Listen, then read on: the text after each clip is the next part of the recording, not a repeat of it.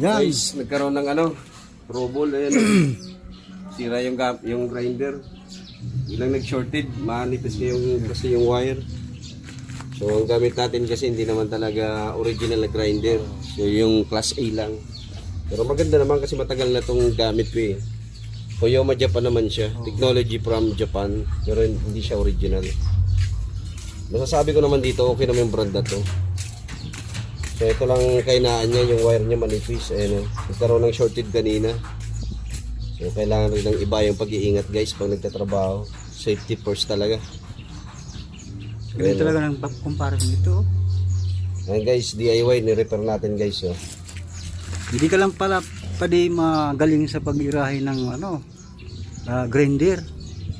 Hindi naman lang guys na Pati sa pag-welding, maurag ka pa mangyari ay. natututunan lang guys.